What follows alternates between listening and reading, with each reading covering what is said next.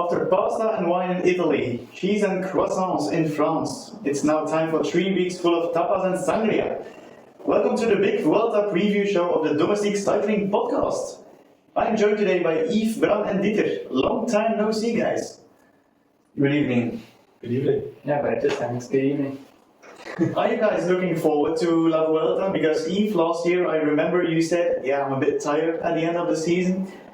I haven't seen a lot of Tour de France because I was on holiday, so I'm full of energy, ready to go, and the Vuelta will be an open race. So I'm looking forward to it, and no fatigue this time, for me at least, for the rider mainly. Alright, by now you know the recipe of this big preview show. We will talk about all 22 and 176 riders, starting with team number 1, and that is Decathlon AG2R La Mondiale team. They are lining up with Valentin Paré-Peintre, Bruno Admirail, Geoffrey Bouchard, Felix Gall, Victor Lafay, Clément Berthet, Sander de Pestel and Ben O'Connor. Ben O'Connor, guys, is he among the big favorites? No. No? The big favorites, no. I think there are more than 5 riders who are performing on a higher level than Ben O'Connor. So I don't see him as one of the big favorites here, but nevertheless he's a great climber, of course. He ended up 4th in Giro d'Italia this season. Where do you see him end up? Vuelta is always a Grand Tour where a lot of riders, where you would expect more from fade through the Vuelta because it's been a long season, so with a bit of luck you can have a good place in GC again, but if you respect the normal performances of riders, I think low top 10. Okay, what about the duo O'Connor and Felix Gall, Yves? Do you think Felix Gall is a co-leader or is he rather a super domestique? For me, it's a co-leader maybe. Ben O'Connor leaves the team at the end of the season as well. Felix Gall has a bright future in the Decathlon team. He's still young, but they will give some freedom and the chance to O'Connor as well, the management of Decathlon, because he did a lot for the team, for the French team as well. So they want to give him a good goodbye. It's not like the last season from Tour de France Unchained. I don't think they will let O'Connor domestique in the 3rd week for Gall. But you never know. I think Gall and O'Connor can perfectly work together, exist next to each other as leaders. Okay, moving on to Alpecin de Koning, maybe one of the weaker teams in this Vuelta preview. I wouldn't forget Valentin Paré-Peintre. I remember him winning the sprint, I think, out of the GC group in the Giro in the Monte Grappa stage, which was, I think, the hardest stage out of the Giro. So I'm really curious to see how he can perform in the second Grand Tour in one season. It's always a big challenge for young riders. I think he will be a very big asset for Quickstep, and if he can perform on a level close to the Giro here again, Quickstep definitely has the diamond in their hands. So he's going to Quickstep? It's not officially announced yet? Yeah, he's going to Quickstep. Okay. So Valentin Paré-Peintre, someone to keep an eye on from the breakaway? Yeah, or helping Ben O'Connor and Gall from the GC group and maybe surviving a long time in there, like he also did in the Giro. Okay. Alpecin de Koning with Edward Planckaert, Luca Vergalito, Maurice Ballerstedt, Caden Groves, Quinten Hermans, Yuri Holman, Sandro Merisse and Oscar Riesebeek. Yves, I already said it, one of the weaker teams. Do you agree with that? Yes, 100%. Besides Groves, who's there for the sprints, if there are any in the Vuelta, maybe 2 flat ones. The lead-out train is impressive, according to Dieter, but the question is, do you need a lead-out train on this Vuelta parkour? I don't know. I'm a little bit disappointed in the team selection. I'm interested to see how Vergalito will perform as Swift Academy winner last year, if I recall correctly. 2 years ago even, I think, already. Or 2 years ago, so but overall poor quality. Mathieu van der Poel was rumored to ride La Vuelta. Yeah. but he's not on the start list. He decides to go for another approach towards Zurich, the World Championships. So, yes. A pretty big surprise, I think, because he said it a lot of times in interviews that he would ride the Vuelta, and so I think maybe a lot of fatigue, more than expected, maybe after the Olympic road race in combination with the Tour, of course, and I think maybe there's been a decision to not ride the Vuelta. Is fatigued out of the Tour? Yeah, apparently, because otherwise he would always take the Vuelta too. Come on. Aren't you van der Poel fatigued after this Tour de France? That's the best joke of this evening. Yes, he said it in interviews a lot. He would ride And he didn't do anything there. It's still a Grand Tour. Don't The world champion, that we're talking about. Yeah, I know. But still, But I don't know if he's that fatigued coming out of the Tour, but still, if you do another Grand Tour right now, I don't know how much time there is between the final stage of the Vuelta and Zurich, the Worlds. I think it was 3 weeks. I think 3 weeks. Yeah. I think the fatigue will be too big if he goes for a second Grand Tour, and if he wants that other peak in Zurich, that he decides to lay down a little bit right now. I understand not running it, but I don't understand that it was always the plan, or it seemed like the plan, and then suddenly, just before the Vuelta, no, we're not doing it. So that's pretty strange to me. Something must have happened there, but yeah, we don't know what. Maybe they tried him as leader for Groves, but Groves wasn't able to follow suit. I don't want him to start. About that Caden Groves, Bram, do you believe he will take a stage win?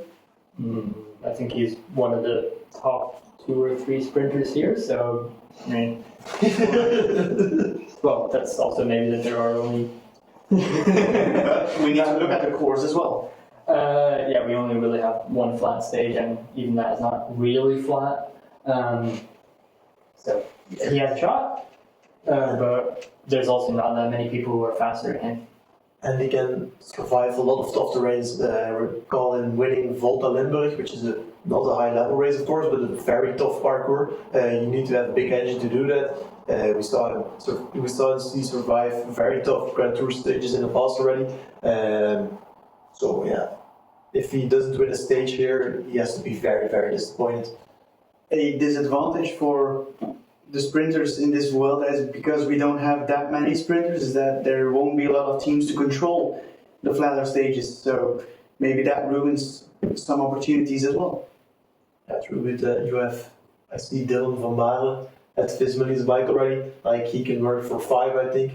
But yeah, it's true what you say. Maybe a lot of stages will go to a break where sprinter teams really wanted to do it, but just couldn't get the break back.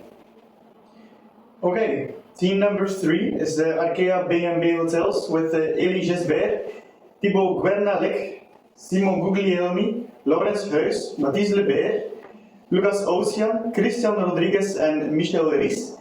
Dieter, before this episode started, I saw you put some marks next to the riders' names, but if I can see it correctly, Arkea has none of them. Yeah, I have no idea which rider I should put a sign next to the name from this team. I mean, they're all like, they are all mediocre. Like, it's hard. There's not really one leader in this team.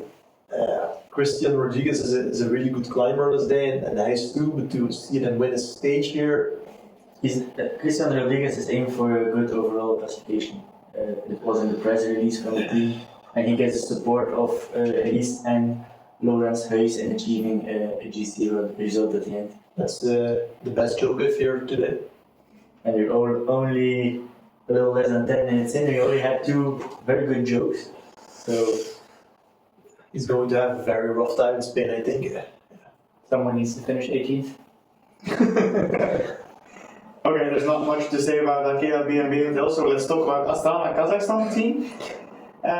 They bring Lorenzo Fortunato, Gleb Brusensky, Gianmarco Garofoli, Ide Schelling, Harold Tejada, Santiago Umba, Nikola Vinokurov, and Harold Martin Lopez. If you were joking about the Astana Kazakhstan team, they don't have quality in your opinion? Well, like Christian Rodriguez is aiming for an 18th spot in general classification according to Bram. Fortunato is going for the same, a good overall standing at the end. yeah, that's not happening. I don't see him perform 3 weeks at the top level to be top 10 in the general classification, maybe 9th, but who cares about 9th in the Grand Tour title? Exactly. Being Fortunato and the quality climber he is on his day, he should better get in the break, and there are a lot of chances. The break will get chances. So But they need UCI points. You can get those with stages as well. I don't know what the difference is between 9th place in GC and stage wins. Of course, I would like Lorenzo Fortunato to go for stage wins, obviously, but the points play a role as well. I think a stage is 100 points, something like that. I don't know it. Like, if we would compare one stage win against 19 GC, I really have no idea how that compares, to be honest. What about Ide Schelling? Before the episode, he was mentioned as one of the faster guys on a punchy sprint. Do you think he can get a top 3? It's like good to have on a like in Basque Country this year, on a crazy day, he appears out of nowhere and wins the World Tour stage. But he's really having trouble with coming back after, I think it was COVID, which he got really badly. And also before the Vuelta now, he's complaining about his level, that it's not what he expected. So I think maybe just riding those 3 weeks will be good to get back on his real level in 2025 again, and that we maybe shouldn't make too much expectation for this guy. How it is running. Any other rider you want to talk about? 2 actually. First of all, Roberto Heras extended his contract yesterday or 2 days ago when we were recording this, so I think he extended it the 13th of August. He showed this season multiple times that he's more than a decent climber and he's able to get far in tougher stages. So yeah, I would recommend doing the same as I recommend to Fortunato, aim for those stage wins. And then it's the Grand Tour debut for Vinokourov, not the Vinokourov we all know, Alexander, but his son, Nicolas. So we might see a fist bump in the peloton together with Rigoberto Urán. Yeah, it's nice for him to ride his first Grand Tour, but if I look at the races he's done and how he has performed in them, I think it's maybe a bit early and maybe a bit the link with his dad. But yeah. Yeah, I'm going to be honest, within that Astana team, Santiago Umba, I've heard of the name, but that's it. Yeah, same. The Gleb Brusensky guy, same. So for a World Tour team, It's pretty sad. it's pretty sad. Yeah, that's true. I think they're going for points in other races and kind of ignoring the Vuelta. That's a possibility. Kind of how Lotto Destiny does it for the Giro, where they don't go to the Giro, but then try and find points in other races that are happening at the same time. Which mediocre team did you mention? Lotto Destiny, okay. Alright, team number 5 is Bahrain Victorious with Antonio Tiberi, Damiano Caruso, Camille Gradek, Jack Haig, Rainer Keplinger, Fran Miholjevic, Jascha Soeterlin and Torsten Traan.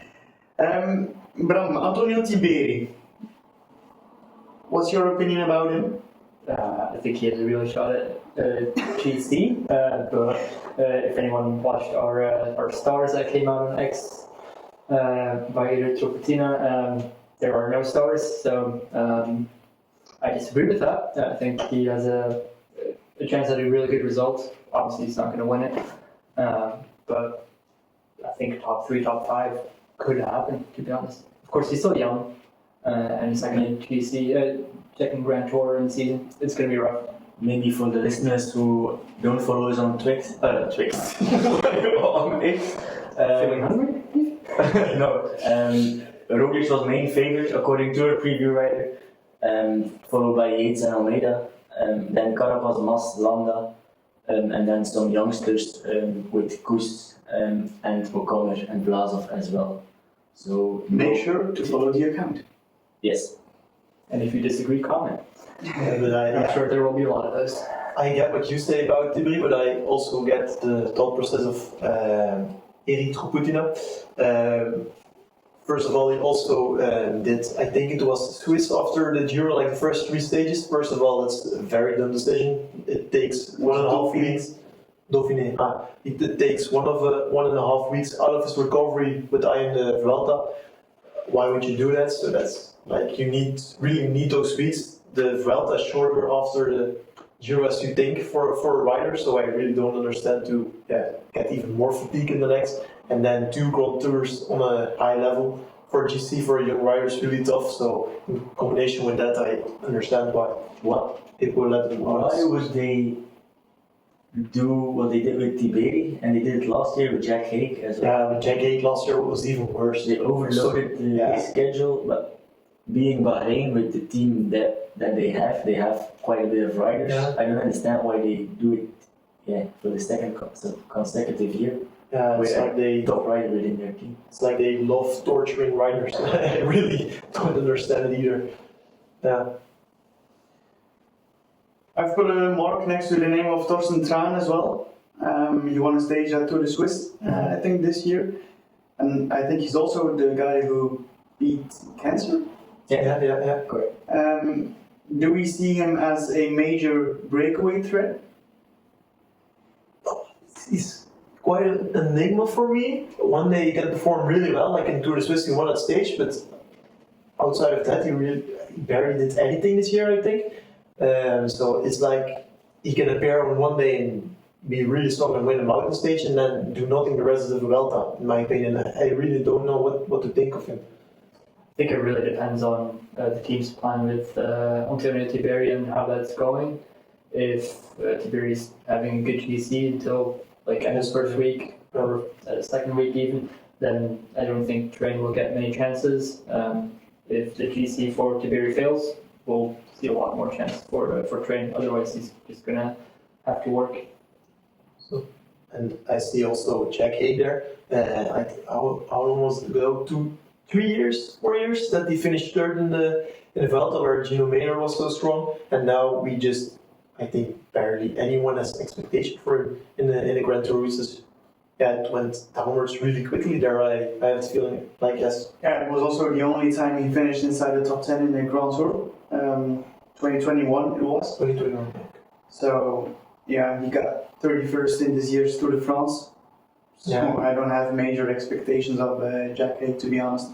Yeah, me neither anymore. That's pretty sad because I really like him as a rider, actually.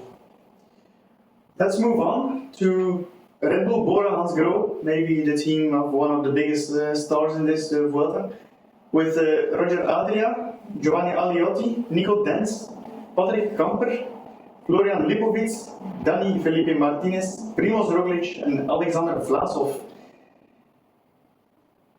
Do you think Primoz Roglic is the big favorite for this year's Vuelta? I think he's the big favorite, yeah. But I kind of don't believe that it will materialize.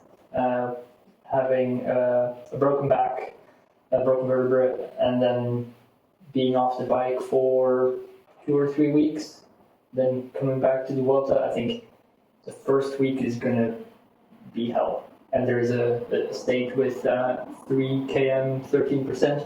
There we'll know, because that is a Roglic stage, but also that comes very early in the Vuelta for him. I have the feeling. I think it's pretty clear that Roglic is also that guy that needs not a lot of training. Like he has the real talent to ride fast even when he's not in shape. And those Vuelta stages are always almost no consecutive climbs, like low KJ stages, and that really helps if you have a lack of volume in the legs. I also think he had a broken back, but he was pretty fast back on the bike. I don't think he stayed on the bike for more than a week, which is really crazy, but yeah. So that helps. Yves? Roglic 100% is, if he's in shape, he's the big favorite for the Vuelta. He already won it multiple times. He can share the record with Roberto Heras if he wins it with 4 Vuelta wins. But a lot of question marks behind his name, and even some competition within his own ranks, with Vlasov and Dani Martinez lining up next to Roglic those guys can be a leader in a team as well. Dani Martinez podium to Giro, was second. Vlasov showed on multiple races this season that he's on a very high level as well. He did that in a domestique role for Roglic, of course. So yeah, it will all depend how does Roglic survive that first week. How is his fitness coming into the Vuelta? Does he has to trail already on the GC leader at the time? And how does he stand in comparison to his teammates? And what are they going to do then within the Red Bull Bora staff? A lot of questions for me. I'm pretty convinced Primoz Roglic will survive that first week. And if he does so, it will force Martinez and Vlasov into a kind of super domestique role. That's why I don't think they will be main contenders for the overall win in this Vuelta. I do see Primoz Roglic as the big man within the team. Yeah. Okay, and with that conclusion, we move on to a team we have We so don't often. often talk about Florian Lipowitz. You want to talk about Lipowitz, the surprise of this year's Giro d'Italia? Oh, I don't think it was the surprise of this year's Giro. We even talked about him in our preview, saying that he would be someone to watch, but of course, I think after a week he was out. But he was like holding tempo with Pogacar at some point, where Pogacar had attacked and Lipowitz basically maintained the gap. There aren't that many domestiques in the peloton that have been able to do that, if any. Yeah, but we need to be honest. If Roglic is not the big leader, it's either Martinez or Vlasov will be. So he's only fourth in rank within his own team. Yeah, but he's only what is it, 21 years old? But I think the most important thing 23. for him here is that he can learn a lot of Vlasov, Martinez and Roglic. And by going for GC, domestiquing for Roglic mainly, I think mainly the Grand Tour in the legs does a lot of good things for Ryder, and also all the experience. I think that's the main point for it. Also, we need to take into account he didn't finish Giro d'Italia, which means he still has to finish his first Grand Tour. So we don't know how he performs over 3 weeks. Yeah, I also wasn't really trying to pitch him up as a GC contender, but does Roglic need more than Vlasov and Martinez to domestique for him in mountain stages, or can Lipowitz maybe go for breakaways? Because I do think that he has, does Roglic need that many mountain domestiques? It all depends whether he has the leader jersey, I think. If he has that jersey, the team will have to control the race. So in that case, Lipowitz won't get a lot of freedom, in my opinion. Or even play tactics and put someone in the break and say, we're not going to control the race, we're going for the stage. And I think working too hard, setting the pace too high in mountains, that favors Almeida and Adam Yates more than it favors Roglic, in my opinion. So that's a dangerous game to play. You really need to know that you're the best if you do that. So, working with satellite riders, as Brown says, is maybe the better plan. And also, they can't do that with Martinez and Vlasov because other teams won't let them ride. So in that case, Lipowitz is the best man to do so. Overall, the team quality from Red Bull is really high. I think this is a stellar team. They even brought in some more interesting names for next season. Now the Red Bull money flies in. So yeah, let's hope it gives them wings. And also a guy like Aliotti can also perform really good work in a mountain stage show. And those 5 guys, and then Adria as well. Yeah. Adria is a strong guy in medium mountains.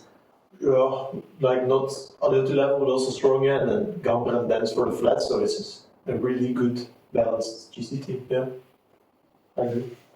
Okay, we move on to Cofidis with Guillaume Martin, Jesus Herrada, Jonathan Lastra, Ruben Fernandes, Brian Coquard, Kenny Elissonde, Thomas Champion and Jon Izagirre.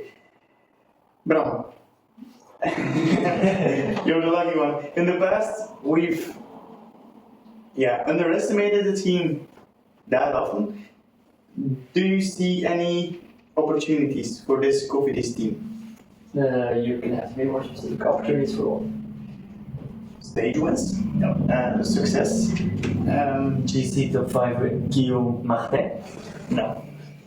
I don't want to be disrespectful. Like, this is not the worst team they could have put forward. So with Pogacar, you do have chances for the few sprints there are. He can get top threes. If he's super lucky, he can win it.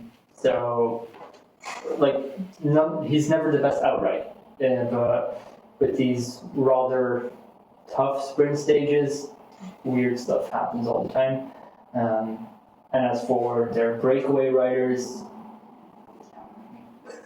when you're talking about coffee, it goes a lot slower than you usually talk about other people. You're thinking so much about what you're saying. I mean, we've cursed them, and it has actually worked out for them because apparently we have the Domestique Cycling Podcast curse.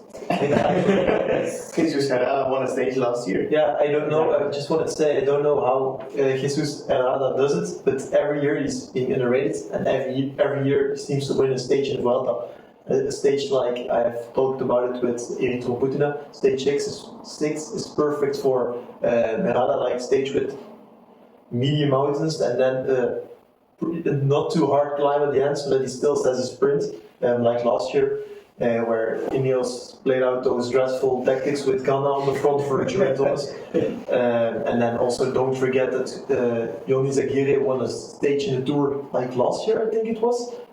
From a strong breakaway, so he's also really not to be underrated.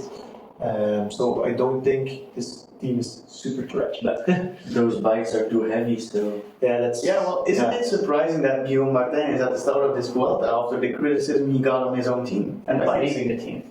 Yeah, he's leaving, but they have no one other to. I thought, his season is over now. The criticism comes out, but nope. If you want to be the first French in the GC. In La Vuelta, like they were bragging about in the Tour de France that Guillaume Martin was the first Frenchman in general classification, then you have to bring Guillaume Martin. And if you don't bring him, who are you taking then? Without disrespect. For the listeners, please remember that Guillaume Martin said he could beat Tadej Pogacar in an interview a couple of years ago. Please search that interview, you will laugh your ass off. I do think he's going to win first Frenchman again. He's looking at the rest of the French riders. Don't underestimate David Gaudu. We'll get there. No, let's talk about the EF Education Easy Post first. And with Richard Carapaz, Rigoberto Urán, Rui Costa, Jefferson Alexander Cepeda, Owen Null, Harry Sweeney, James Shaw, and Darren Rafferty. Eve, you read the press release on the website of EF Education. It's all about Richie, isn't it? Yeah, in comparison to the Tour, where they went all out attacking, local attacking mindset, go ham every stage. Now it's all in Carapaz for GC. He goes for it 100% and he believes he can win the Vuelta. And I join him with that thought. He's one of the big contenders in this year's Vuelta for me. And he showed in the last week of the Tour that he has had exceptional form. He grew into the Tour de France 2 or 3 weeks. So if he approached it well between the end of the Tour and the beginning of the Vuelta, I expect big things from the Ecuadorian. He already won a Grand Tour, so he has the experience of that. And he has a well-balanced team that can support him with the experience from Rui Costa and Urán.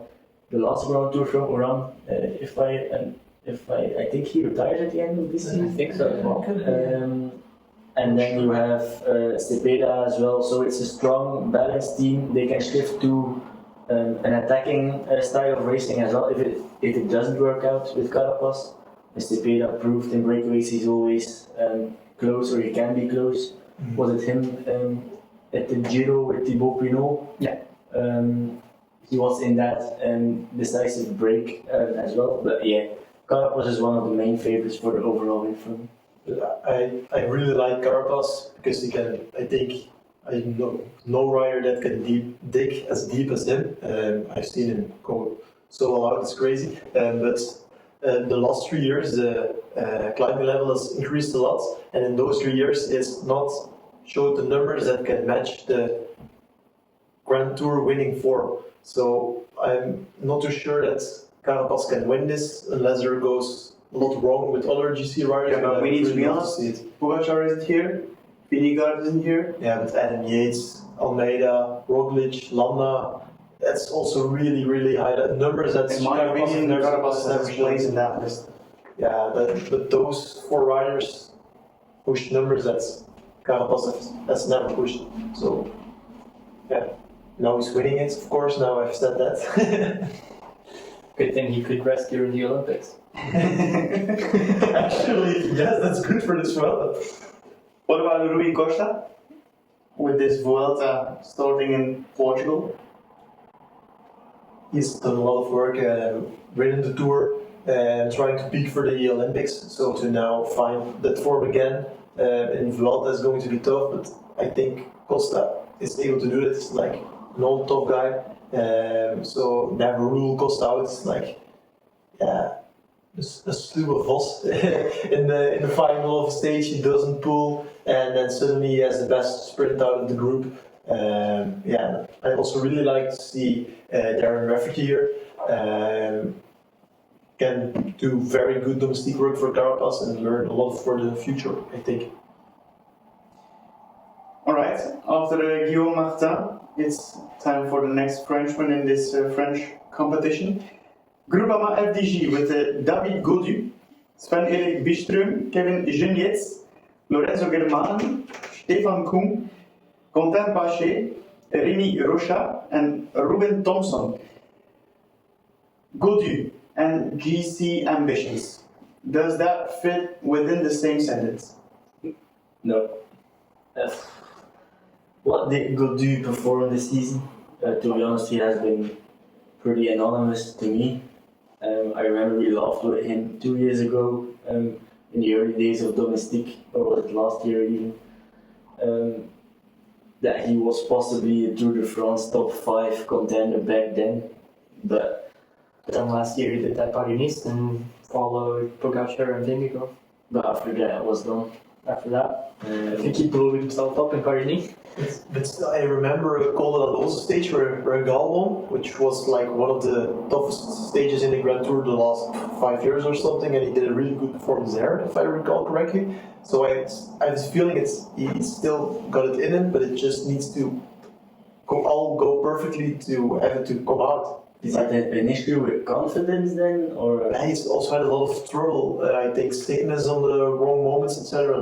doesn't the guy has allergies? Also, as well? yeah, that also really doesn't help because I'm not a pro cyclist, not even close, and I really suffer on days where I do normal rides. So I can imagine for pro riders where details matter, that makes a big difference if you have allergies. Fruit had asthma and he won the Tour a couple times. But also a lot of puffertjes. Well, but to come back to your question, is he a GC contender for me? No. And I think if you can ask the question to a lot of people and they will say the same. I really hope for Gaudu and the team that he doesn't target GC, because I think if he goes for stages, he could be a really interesting rider. He's the type of rider that if he hunts stages, he could win multiple ones, in my opinion.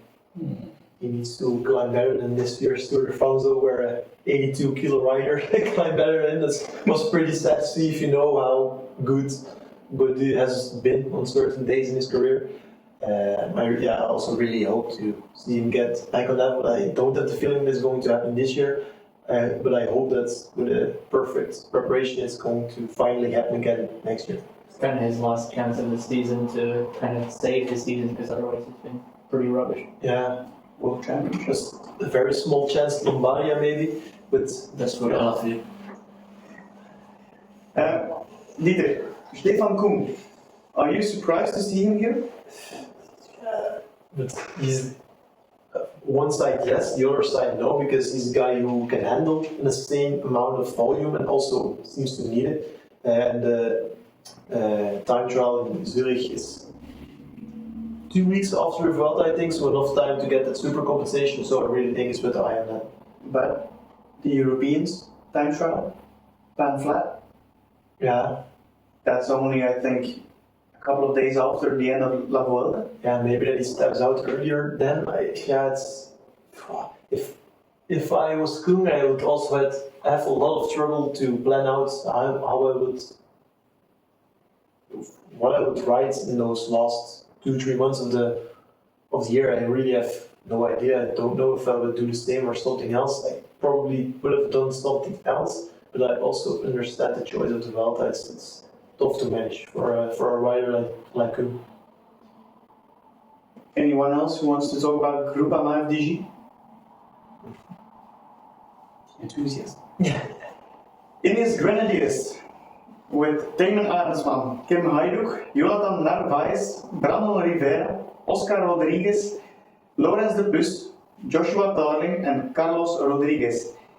A very interesting team with, I think, 2 GC men, Arendsman and Carlos Rodriguez.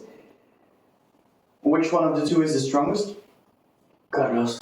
Yeah, Carlos. Laurens de Plus. I really think there's a chance, to be honest, that the Plus is the strongest one here. Arendsman is going to have a lot of trouble with the heat, and the stages, the low gauges aren't good for him. Carlos was already suffering in week 3 of the tour, so another Grand Tour after that is really tough. And Laurens de Plus was promised a leader role here, but that wasn't in the press release from Ineos. But I'm still curious to see how that will work out, because Laurens de Plus has really showed a good level in the last 2 years. So I think there's a real possibility that he's the best Ineos leader here. Okay, you convinced me about Laurens de Plus. Yves, your turn about Carlos Rodriguez. I don't have to convince you. I think Carlos Rodriguez is one of the main men within the Ineos squad. I followed it with Arendsman that the heat might create some trouble for the Dutchman, because he had in the Giro some trouble with that he was 7 kilos heavier than usual, because his body didn't let out didn't sweat enough, or he gained a lot of weight in the Monte Grappa stage, did his best performance ever on the bike, but because he was so heavy, it was still shit. So that's really a big pity for him, because the numbers he put out there was crazy, and the water weight doesn't make you push more watts. So if he didn't have that water weight, he would be second best in that stage easily. So that was really a big pity for Arendsman there. Just think Carlos Rodriguez is the best climber within that team, and he's a Spaniard, so that he has that extra motivation that maybe gets him into the top 5 of GC, maybe in top 3 if he's lucky. But he's certainly one of the contenders, because there are a lot of different contenders for the overall classification, and he's one of them for me. So you think he will have a higher level than he had at Tour de France? I think so. I mean, in the last week of the Tour de France, he was sick. I mean, pretty much half of the Ineos team was sick during that Tour de France. So it was kind of to be expected that he would fade in that last week. But just in terms of who the best climber here is, I do think it has to be Rodriguez. We think we all agree on the fact that Ineos needs a good Vuelta, and because their last weeks, months have been rubbish. The team with such a budget has to do better than this. And that's why they're bringing a pretty strong squad. And I have the feeling that it can be a pretty big flop again, to be honest.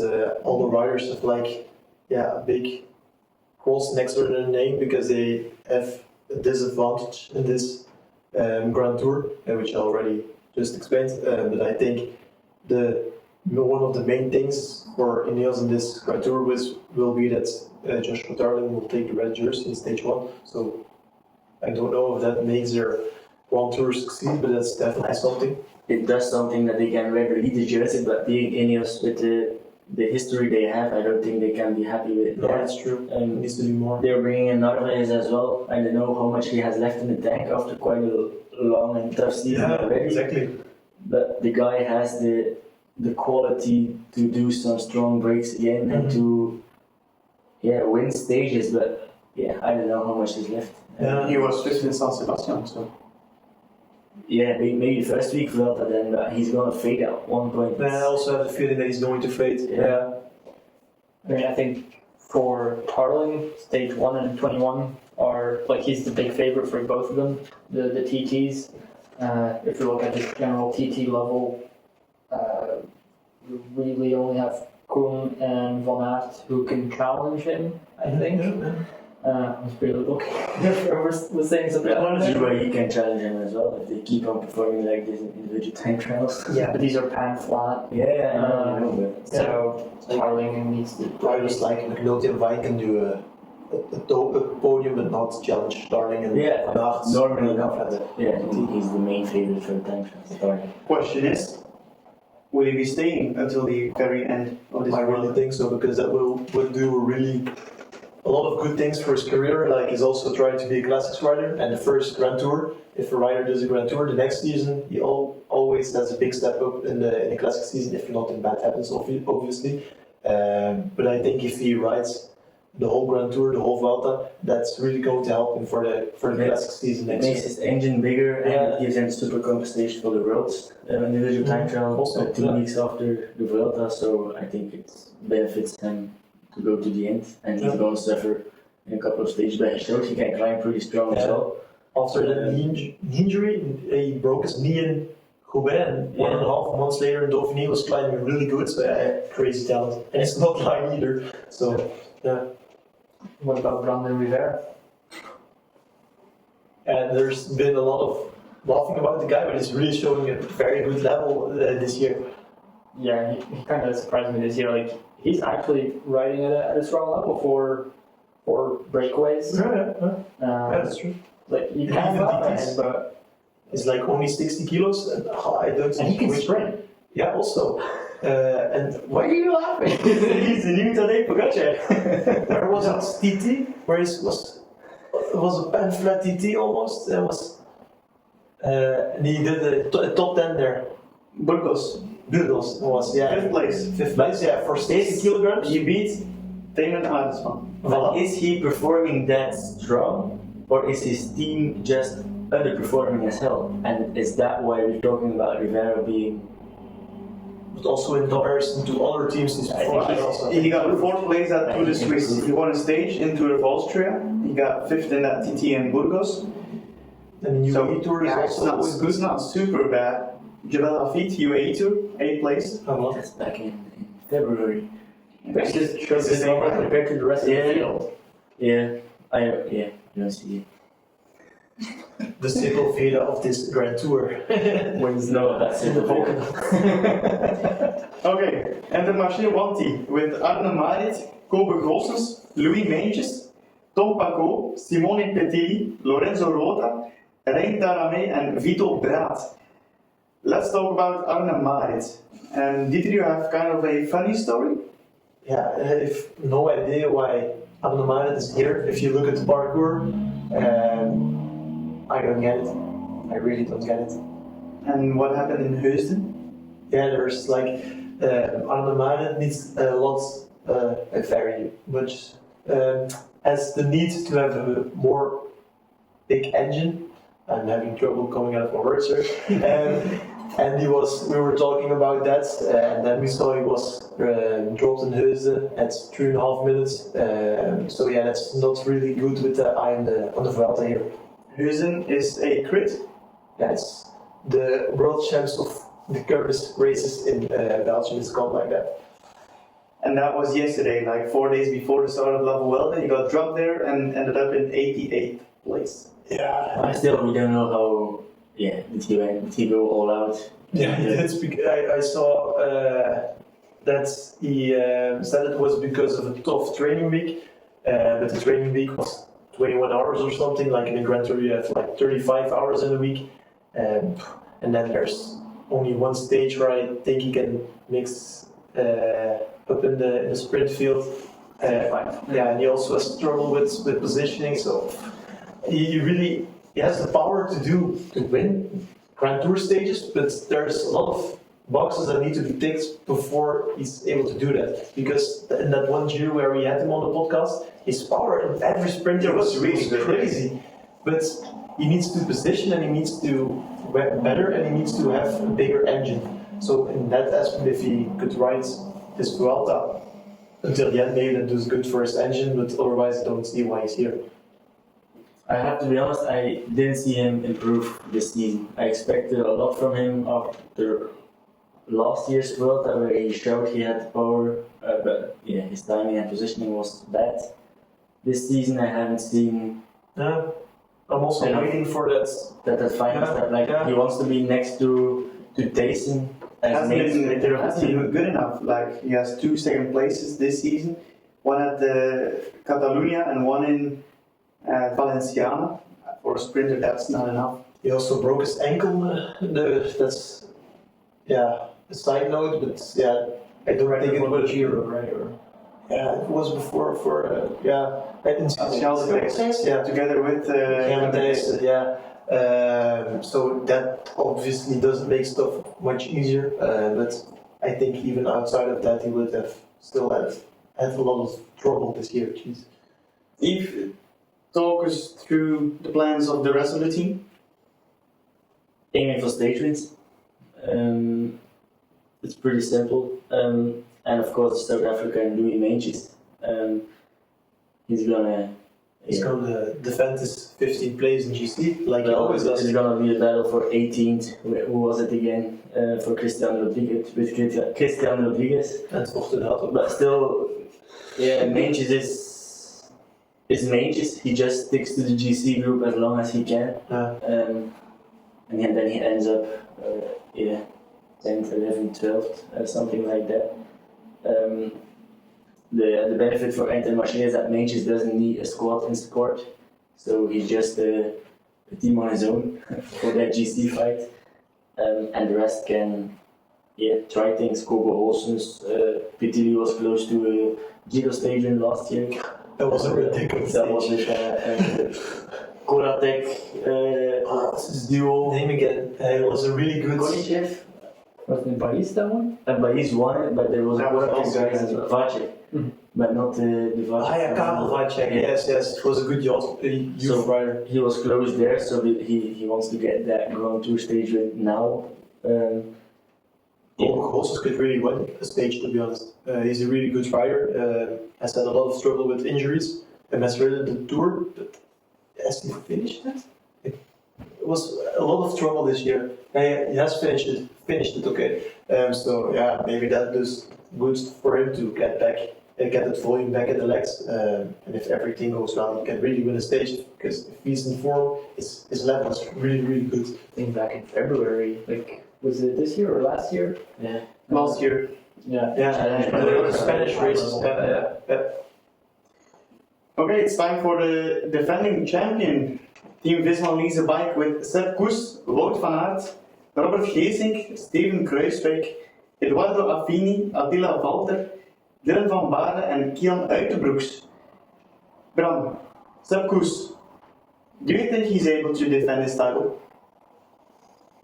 I think he has a chance. I think it's going to be very tough. But the level that he showed in Burgos is positive. It's not great, But how much value was that effort there, given for his the competitors? Given the competitors, I don't think Burgos was a necessarily weak field in terms of competitors. It wasn't a GT winning field, but it's Sepp Kuss. He loves the Vuelta, and I think he's going to do everything to defend that title. And him getting let out of the Tour squad because of illness, I do think that he's going to be very hungry to fight for this. The level in Burgos was really low, to be honest. Sorry, there's no other way to put it. What's or what? I put that on the t-shirt. I think you're underestimating the performance from Urco Berardi, because he finished 4th there, so I think the overall quality in Burgos was very high. Exactly. I think if beating Adam Yates, Primoz Roglic, John Almeida head-to-head on strength, not after he receives time in the break, will be very, very tough. Yeah, but we have to know, of course, he wasn't in top shape in Burgos. He won in there. It probably gave Kuss a ginormous confidence boost because he had some trouble this season. He was struggling with illness, with form. Now he was able to win it. So yeah, looking at the low quality of the field, okay, that's one thing. But pure looking at the person, Kuss, I think it's a huge confidence boost, and I think it's what he needed for this Vuelta. Is he winning it? I doubt it, but yeah. This is his first season out where he's getting played out as a leader. I think that's also a really important difference. The race tactics as a leader are completely different, and just getting that win, he's not used to winning stages in anything. Of course, last year in the Vuelta, but here, I literally won last year on accident. Like literally, was not the plan. So yeah, he didn't go in there with the mindset to win it. But after the break, the mindset was there, but not at the start. So yeah, I get what you're saying. Here. His mission: follow Primoz Roglic for as long as possible. Same as last year, actually.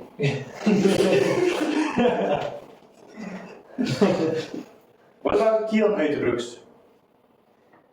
How do we see his role? At the Giro, I expected him to be very good. I think he also had shown it already and would have shown it even more to the end of the Giro. But now I think it's going to be tough. The second Grand Tour, after some turbulent season for a young rider, I think Kian is a rider where everything needs to go perfectly for him to get in a top shape, and it's been everything but perfectly. So I don't think he's going to be super good in this Vuelta, like around 10 maybe.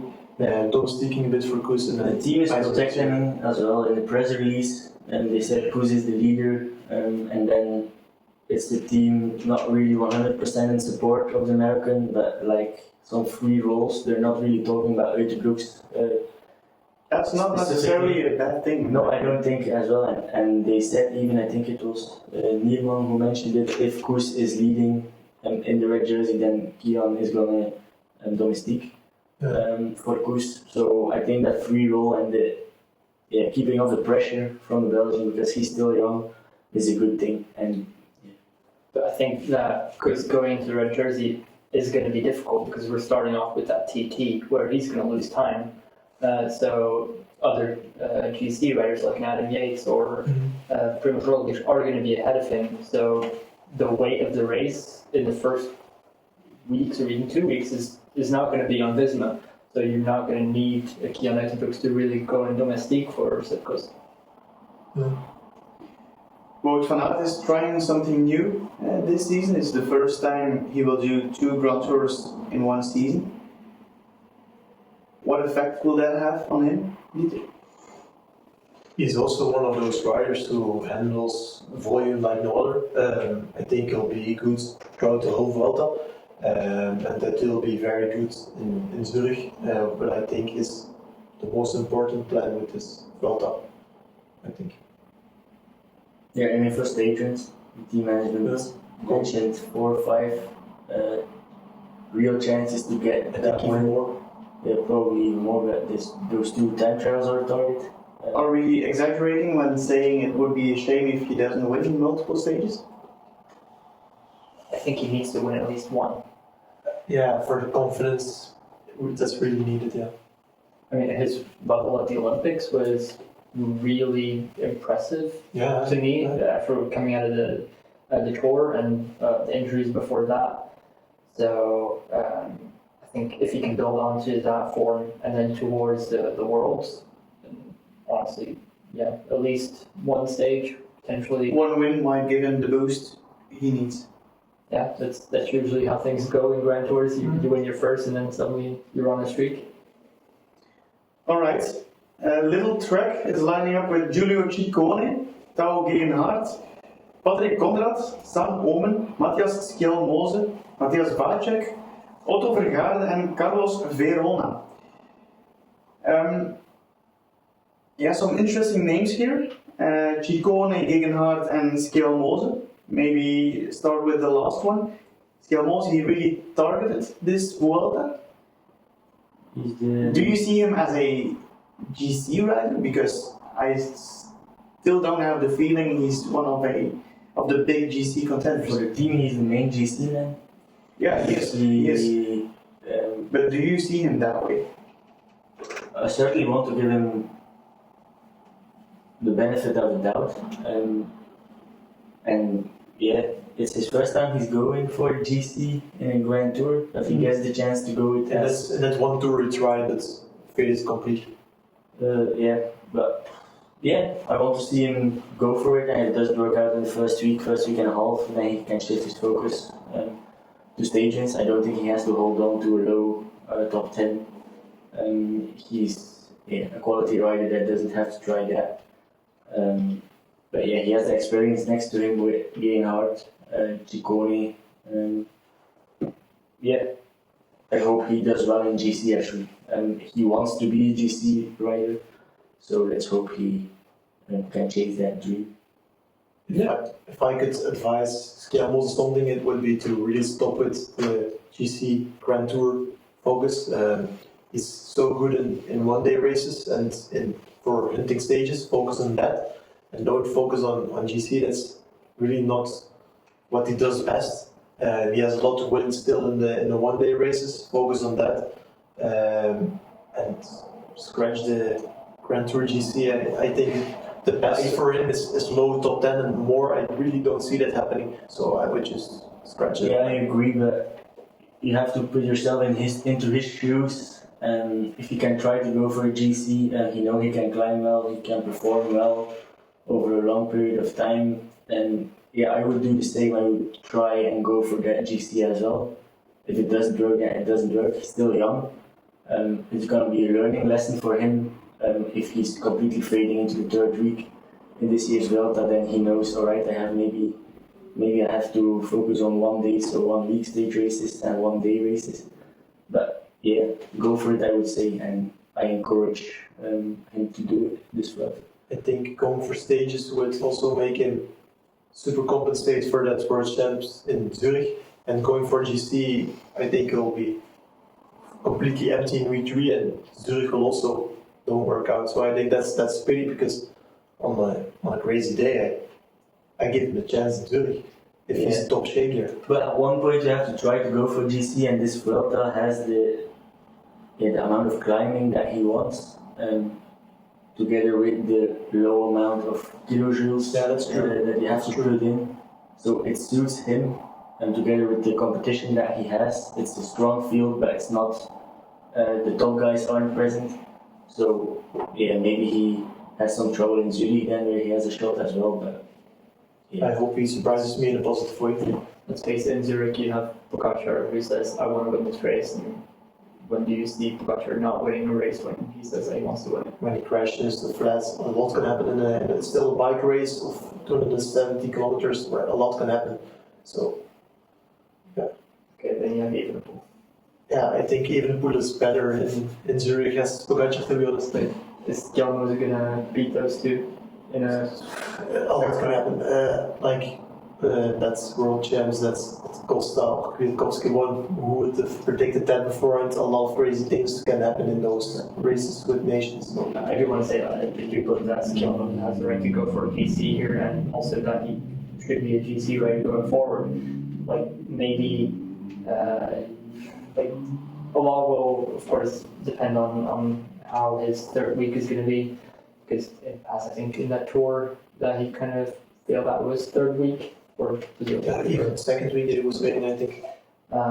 But the 1 week stage races that he's been at, he's been really good. Yeah, exactly. He just lacks that volume for Grand Tours, like 1 weeks and 1 day races. Do that at Grand Tours. You can grow into that with age. Yeah. And let's face it, how old is Schiamo now? 23. Still going for the white jersey. Yeah. Almost 24.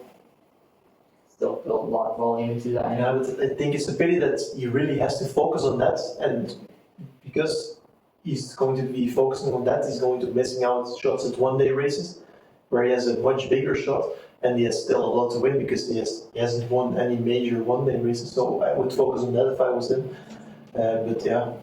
I always think it's a pity that guys who have more qualities in other domains are going fully for GC, like place 8, 9, Similar with Derek G, we've talked about that earlier. Yeah, I think it's a pity. One of the most unlucky riders of the past season is at the start as well, Gegenhardt. Can we have expectations about him? I think for GC not. Maybe on a. I think a stage win would be out of this world already, because all the turbo is known, and I would just don't put any. Also from the team, no expectations. And just do this Vuelta and see what happens, and then I in 2025 build towards that with a perfect preparation. With a perfect preparation, Tao can do crazy things. We've seen it in the 2020 Giro, but for now I wouldn't let him do GC and just go for stages and see what happens. Yeah, he just needs to get through this. Yeah. Does the team have the big favorite for the KOM jersey as well? Or do we say that too often about Giulio Ciccone? We say it a lot. And he also makes it through a lot of times. So Yeah, but it all depends how the GC teams will approach this Vuelta, and will the KOM jersey go to a breakaway guy, or will it be a GC man who takes it? I don't know how the points are divided this time. If it's in comparison, less points at the finish in comparison to other Grand Tours, but it's better for a breakaway rider. I guess it also depends on whether one GC rider wins it all or not. Yeah. But he's certainly one of the strongest breakaway climbers, Ciccone. So if he gets the freedom and if he aims for it, then he's one of the top favorites. And I think the bookies, he's one of the favorites as well for the KOM. Yeah, I hope he doesn't get the plan to go for GC again, like in the Tour. He's not going for GC. Yeah, I really don't hope so, because 11th? You don't buy anything with that, do you? Exactly. With 2 stage wins or something, you buy a lot with that. Alright, next team. I actually want to mention Patrick Conrad. Super surprising game in San Sebastian. Yeah, exactly. He's like What did he finish in San Sebastian? low top 10. He was 7th. Yeah, just the way that he was reacting to Alaphilippe and Hirschi. Yeah. Like, he was with them for a surprisingly long exactly. time. He kind of like, who the hell is that little track rider? And oh wait, Conrad. Yeah, I was also thinking, is Ciccone doing this race or who? But and then suddenly, he has been off the radar for a long time, and suddenly on that level, out of nowhere, also surprising. Pretty remarkable. He did Vuelta a Burgos, and the next day he was at the start of San Sebastian. Yes, also Kuss did that. More than one rider did that, but that's a tough combination. Well, it's pretty impressive because at Burgos he ended 9th in the general classification, and then to perform a 7th place at San Sebastian is kudos to Patrick Conrad. Exactly. I think for Worth to mention. Okay, Movistar team with Enric Mas, Nairo Quintana, Pelayo Sanchez, Einer Rubio, Oyer Lascano, Carlos Canal, Jorge Arcas, and Nelson Oliveira.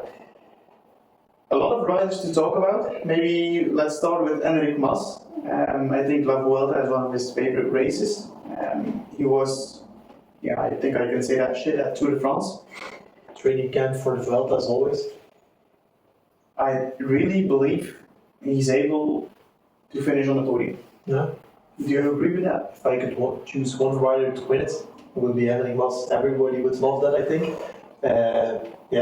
He's shown a lot that high level. Like last year, he was in the most tough stages. He was one of his best stages.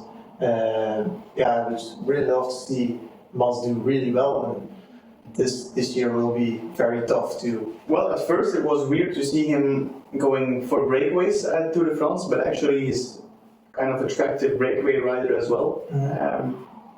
But yeah, I won't say I would be happy if Enric Mas wins the La Vuelta. I'm not against him. It's not one of my favorite riders either, so.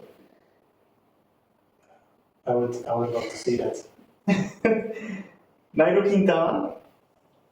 Stages. I don't think you can put him in the domestique role and say you domestique for Mas. I also don't think he's going to say yes on that. Just let him ride his own Grand Tour for stages.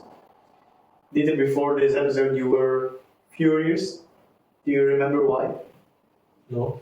Yes. Lascano is getting the Bahrain treatment, the road to overtraining, because why not? He was shit in the last stages of the tour because he was empty. Then the Olympic road racing was empty.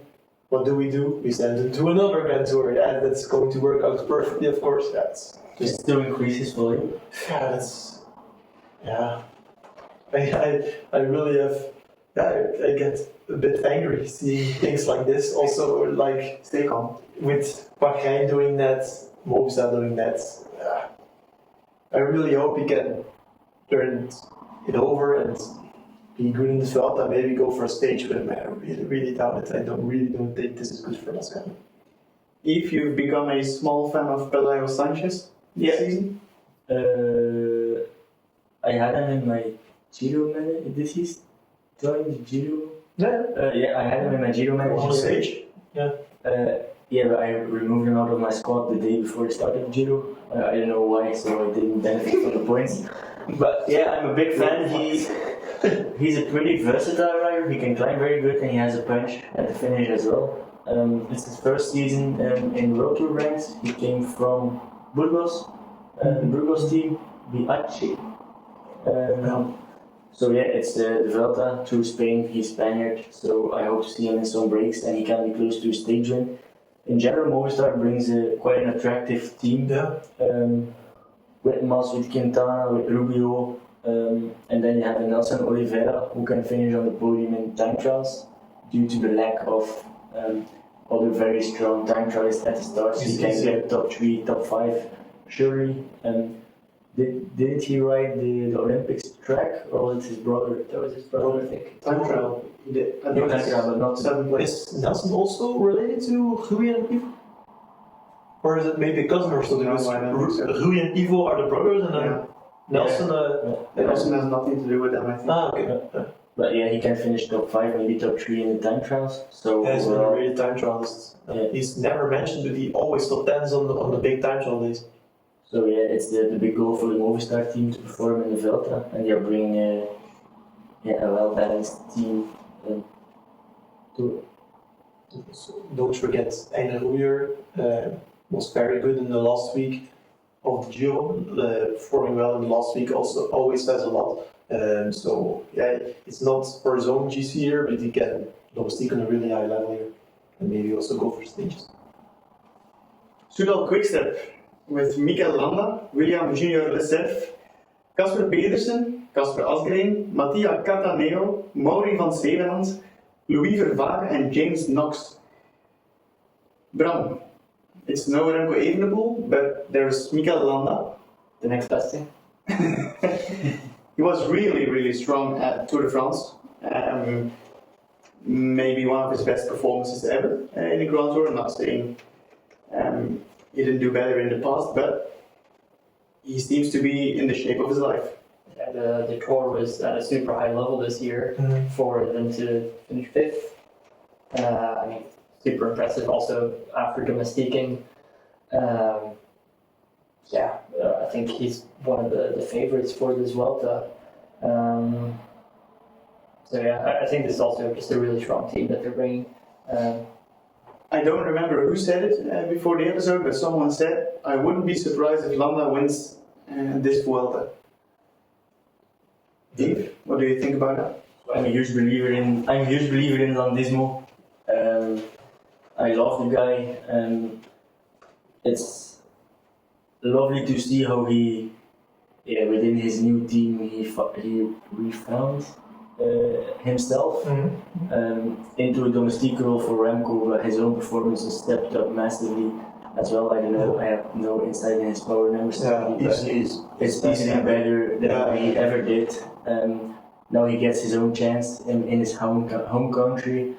So yeah, I wouldn't be surprised if he wins it, but of course it's going to be a very difficult task for Landa, because he has to gap all the riders, and that's difficult because he doesn't really have that punch that's needed to gap others. Certainly if Roglic survives the 3 weeks without crashing or abandoning, then Roglic is going to take bonification seconds and get that 3, 4, 5 seconds every time at the finish. So, but Landa is one of the main guys for the podium and maybe a dark horse for the win. If you can call him a dark horse, maybe not. In the Tour, he was fighting with João Almeida for that fourth place.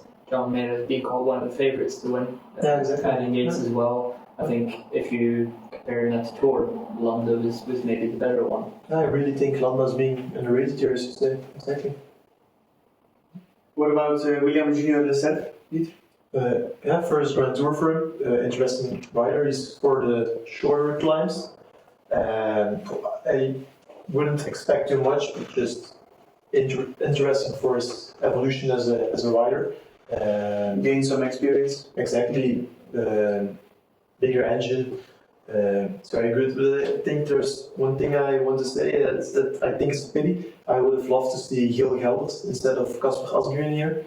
I think that would be. It already has a very big engine for being so young, but I think that would be the perfect setup for the classic season next year for Gil Gelders. That's a pity for me. Alright, let's move on to Team DSM Firmenich PostNL with Max Poel, Pavel Bittner, Chris Hamilton, Gijs Leemenese, Enzo Leijnse, Tim Naverman, Martin Tusveld and Julius van den Berg. Max Poel, he got second at Vuelta Burgos. Dieter, you already said that the level was pretty low there. Can he aim for a top 10 spot in GC? He had a very big injury. I don't know where. I think it was Tirreno where he crashed. He had to stay at the bike for like 2 months or something, and he only has trained for 2 months now too. So I fear that he's going to fade through the Vuelta. He's going for GC, but I think it's going to be tough in week 3 if you have 2 months of training in the legs. If he doesn't fade, that would be absolutely crazy. So yeah. What about Pavel Bittner, Yves, who took his first pro wins at Vuelta Burgos in the sprints?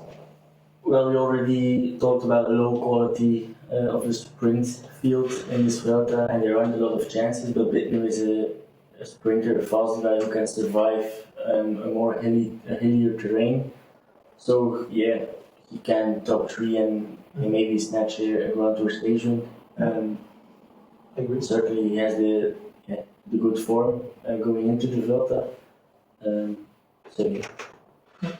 Nothing more to add about the team?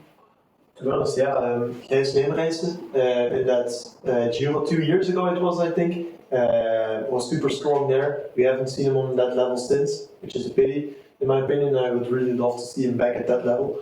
And also, so he can show off his downhill skills, because I don't know if you remember, but Van der Poel almost crashed when he was following Gijs Leemenese in that Giro. So I would really love to see him back on his level again.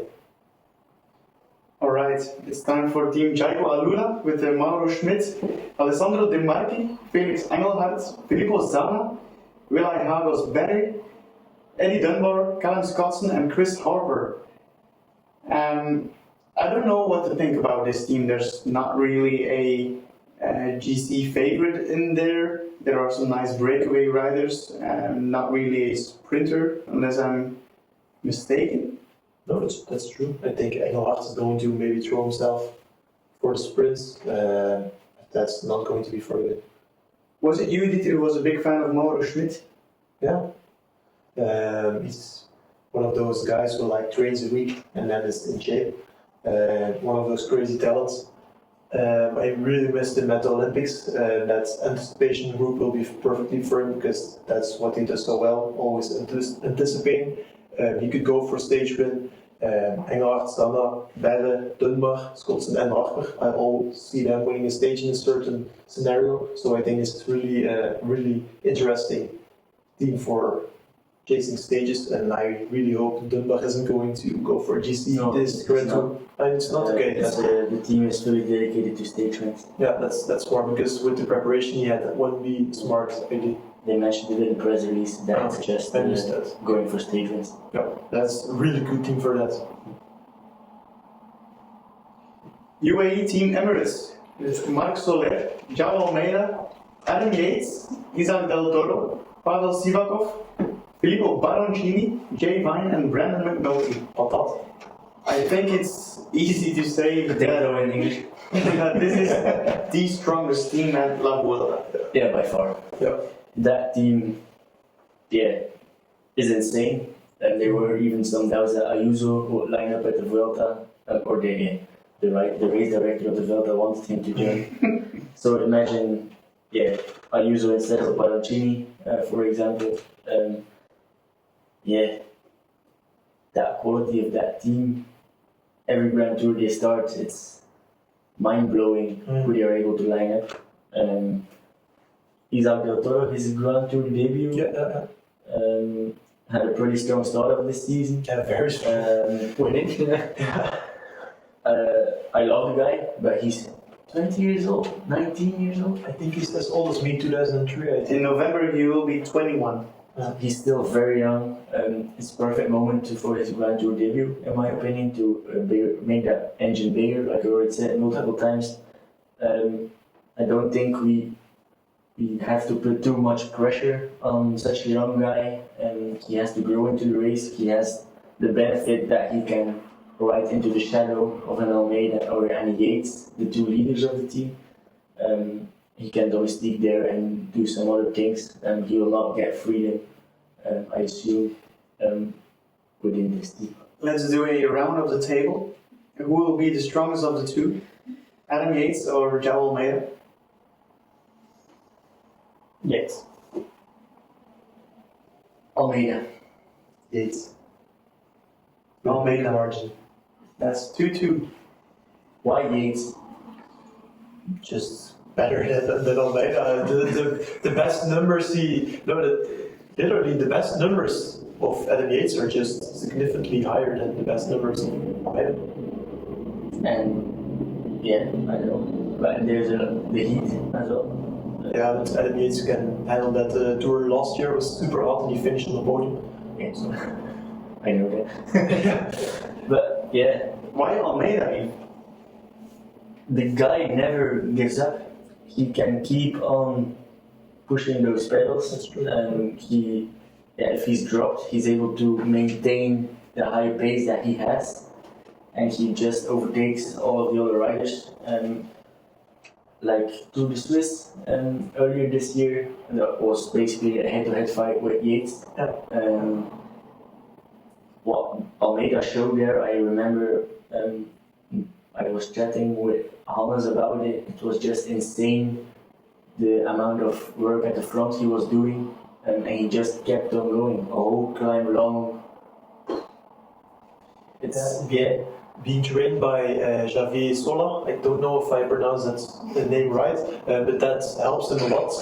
just like Pogacar, he's doing his job as a trainer really good. I don't know what he's doing differently, but it works very well for both Pogacar and Almeida. And Almeida has easily reached the highest level of his career this year. Don't you think we might see trouble between the two of them? Because I think for both Almeida and Yates, this is a crucial Grand Tour in their career. Probably one of the only chances they'll get to win a Grand Tour, knowing that Ayuso is there, Pogacar is there, Del Toro is coming. If they don't win this one, then what will be the next chance for them? Giro next year maybe. Pogacar is going to do the Giro every year. That's going to be Ayuso. And then there's a Tour, Pogacar. Yeah. And he wants to do Vuelta as well. And then if you do the Vuelta, if Yates wins it now, then next year he's defending champion, so he gets, This situation is made to have trouble. That's true. I just see who's stronger, and then maybe. You also know with Remco in the Giro, Almeida, he was having trouble as well. And with Isaac Del Toro, I think that was like the first time Remco did Giro. Mm-hmm. Yeah, he didn't want to share the leadership as well. I think they're gonna probably do it the way they did Swiss, and just whoever's in front is the leader. I think that. Yeah, but I can imagine, giving away Swiss, okay, but this is a Grand Tour. Yeah.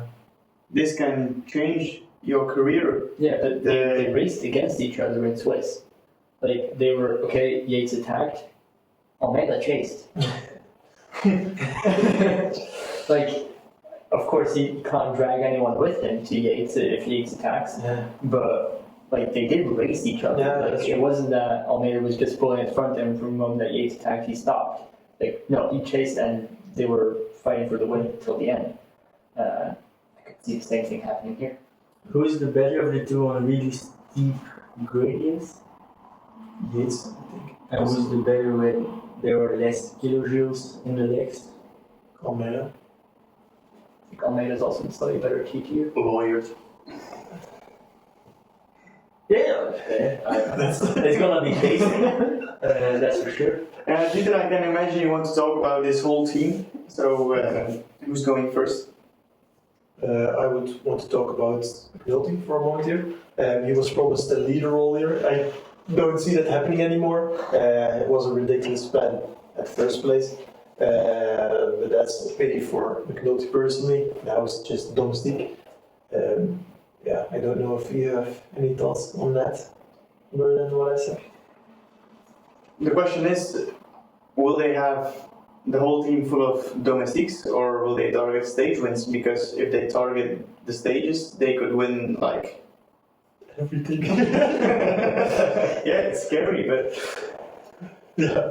that's the way it is. And also have Jay Vine there, one of the biggest talents in all peloton, but he missed a lot of volume. Like he purely on talent, he won that Burgos time trial, but when it's going to be a 5-hour stage, he's going to have a lot of trouble. It's not only volume that he's missing.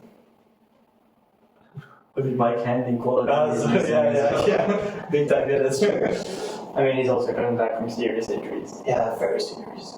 I'm glad to see he's back on his bike because for some time after that crash, I really thought there was a chance that he would stop with cycling with such an injury for the 20th time.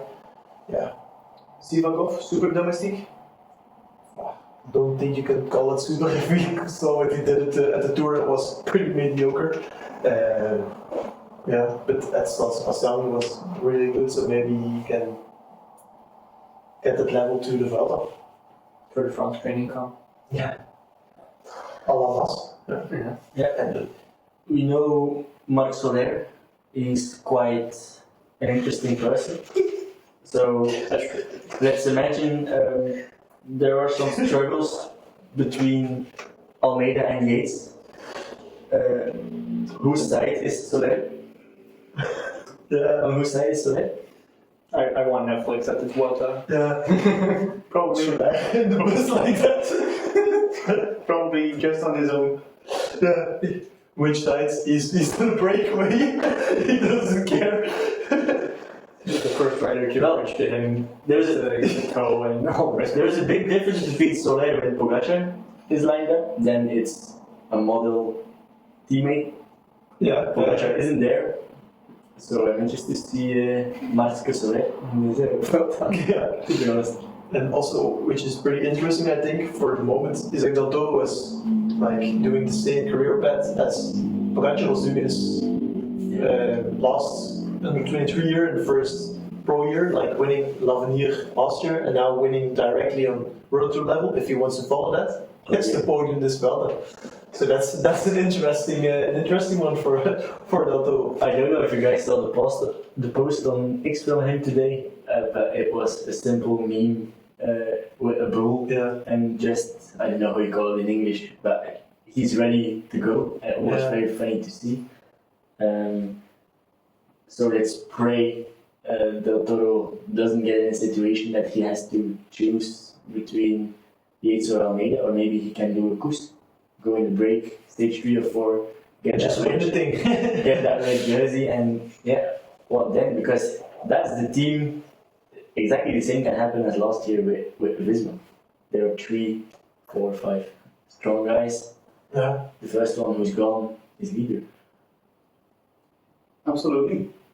Alright guys, the most difficult task of the season, maybe of the season, but definitely of this evening is upon us. The 2 Spanish wildcard teams, starting with Equipo Kern Pharma, Pablo Castrillo, Pau Miguel, Urco Berade, Jorge Gutierrez, Unai Iribar, Jose Felix Parra, Ibon Ruiz, and Antonio Jesus Soto.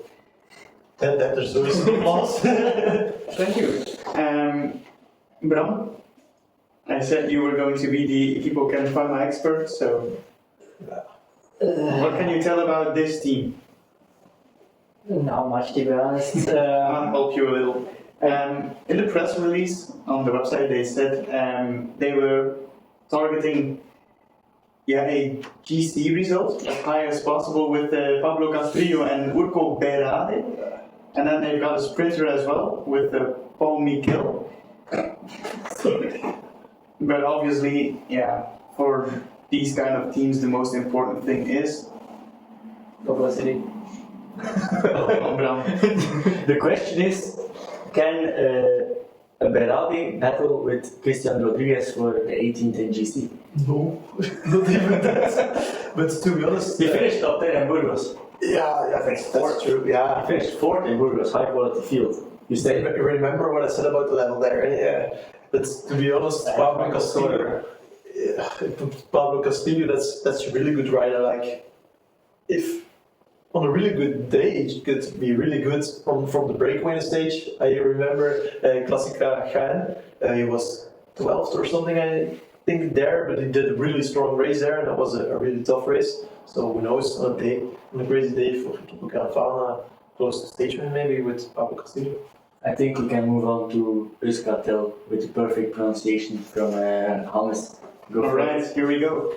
Euskaltel Euskadi with Jon Aberasturi, Xavier Berasategui, Miguel Vizcarra, Juan Bu, Chomen Juaristi, Godson Martin, Luis Angel Mate, and Xavier Isasa. That deserves another applause. And guys, it's up to you now. Yves, what can you tell me about Euskaltel Euskadi? Jon Aberasturi is a sprinter. Yeah. He's 36 years old. Actually, a decent sprinter. Decent sprinter in a weak sprinting field. Top 10 is possible. I think he's in top 5. Yeah. Like if you have a stage with a corner at the end, it's always like he's Stage with the corner at the end. no, like in Poland today. If your Maika used that corner to win the stage last year, if you have that local knowledge of the last kilometer, you can do something like that. And maybe on a crazy day you can. Well, they are talking about stage 18, which starts in Victoria Gasteiz, that's at home for Euskaltel Euskadi, so for sure they will want to be in the breakaway for that one. But we need to be honest, same story as Equipo Can Pharma, it's all about the breakaways, showing that jersey.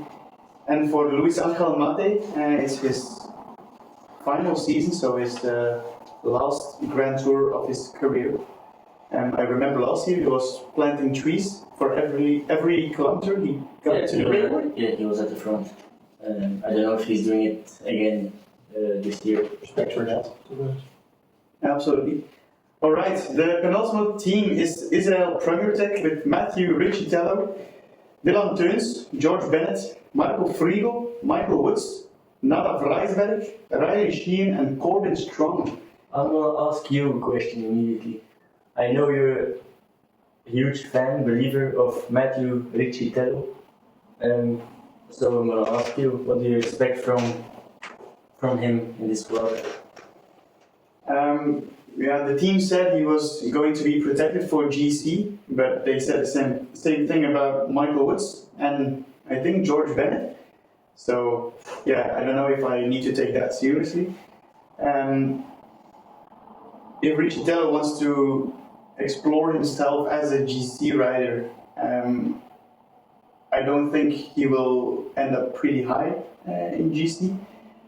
I would love to see him as a stage hunter because I think on the really tough stages he could win. But I'm afraid he's going for GC. So I don't know. Do you think he's able to get into a top 10? I think he's the type of rider also that lacks volume is going to fade strong. And that's why I'm afraid he will always have that weekday and lose a huge amount of time. Yeah, I think not even only a weekday. I think it's probably a whole week at the end. To be honest, He's 22 now. yeah, he has time to develop like Skelmos, but he really likes following. But he's a different type of rider than Skelmos, I think. That's true. I think Skelmos is more suited for maximum one week races. I see Riccitello more as the pure climber. Yeah, also for 1 week races than for Grand Tours, I think. But Riccitello doesn't have that one day ability, so he should work on that lack of volume. So I think it's a good plan what he's doing here, other than with Skelmos. All right. What about Corbin Strong? Strong sprinter for this field, for this terrain. What do you expect me to say about Corbin Strong? We made that joke in every preview or review. Yeah, I know, but what do you expect me to say about Corbin? Corbin Strong, can he beat Wout van Aert? No. No? No. If there's If there's a corner. like if you have a perfect suited finisher, like 3 kilometers at 5% or something at the end, I think that's perfect for Corbin Strong, and then I wouldn't be surprised if he beats Van Aert. That's also something Van Aert can do. Yeah, definitely, but that's really a strong point of Corbin Strong. Yeah, I mean, David Gaudu has beat Wout van Aert on such a finish as well, so. exactly. So maybe Wout van Aert isn't that good on the finish like that. Yves, what about the rest of the team? Marco Frigo, last year's Giro, he was quite attractive, a lot of attempts and pace in the break. Not really seen him that much this season. So if he gets some freedom, and if they don't have to protect the Woods, Riccitello GC dream, that I don't understand at all. Which is even worse than Riccitello. Yeah, it's a team that can do good in breakaways in general, with turns as well. George Bennett, also He's going for GC. also shit plan, go for stages. But he's way better this year than last year. It's pretty crazy because I would expect UE's performance team to be in a high level, but he's way better at Israel than he was at UE. So I expect a lot of George Bennett, to be honest. This 12th place at San Sebastian. and 1 days aren't his best terrain. So Stage hunting. yeah. Alright, the final team of this evening is Lotto Destiny. With Thomas de Gent, Lennart van Eetveld, Andreas Kroon, Arjen Liveens, Eduardo Sepulveda, Jonas Gregaard, Victor Kampenaars and Sylvain Monique. Bram, this is your team. Is it? You're the fan. Okay. If I am, good. Well, we have the vlog to look forward to. That's always nice. With Kampenaars, always gives great content. And yeah, Thomas against the last Grand Tour. For the last part of his career, he is putting all the effort and watching his food for 3 months. For the first time in his career. He said it himself. He's paid attention to his food and his diet for the first time in his career for the last 3 months. So he's going to try and win a stage, and he's doing everything he can to do it. And I believe it can happen. To be honest, I'm going to get mocked by Erik Putina for this, but I also think it can happen. I really think so. Me too. Me too. Peer pressure. Erik Putina, stuck that bait. There's also Lennart van Eetveld. I don't know what the plan is with the Van Eetveld. GC, sadly. Sadly, I would like to see him go for stages 1 more year. Also with the injury at this year, I think next year for GC would be a better plan than this year. But I really hope he proves me wrong and does He more was than just super strong at San Sebastian. But that suits him better than those long Vuelta climbs, I think.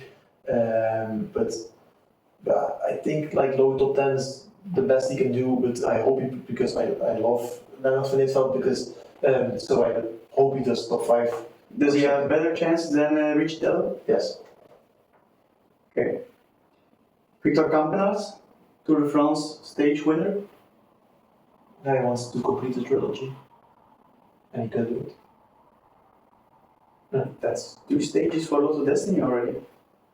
And we haven't even started talking about Sepulveda yet. Makes it 5.